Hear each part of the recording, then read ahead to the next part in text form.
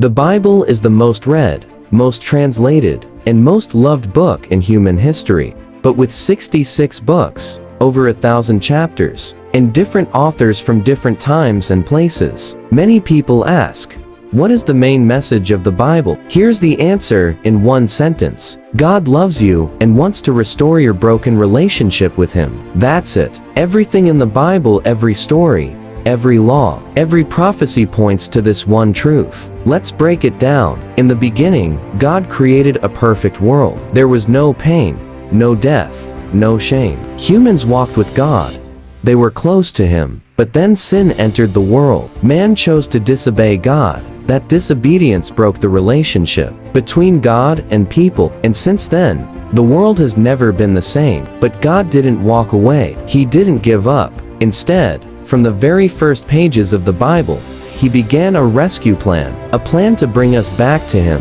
That plan runs from Genesis to Revelation. He called Abraham and made a promise, through your family, the whole world will be blessed. He gave the law through Moses to show us right from wrong, and to show us we needed help. He raised prophets to remind us, turn back to God. He still loves you. And then came Jesus. Jesus is the center of the Bible. The Old Testament points to Him. The New Testament is all about Him. Jesus is not just a good teacher or a miracle worker. He is God in human form. He came to do what we could never do, live a perfect life, and take the punishment for our sins. On the cross, Jesus took our place. He died so we could live. 3 days later, He rose again, proving that death and sin have no power over Him. And here's the life-changing part. Because of Jesus, your sins can be forgiven. Your past can be erased. Your relationship with God can be restored. That's the message of the Bible. Not rules, not religion, not guilt, not fear, but love. God's deep, personal love for you. He created you. He knows you. And no matter where you've been or what you've done, He wants you back. The Bible isn't just an old book.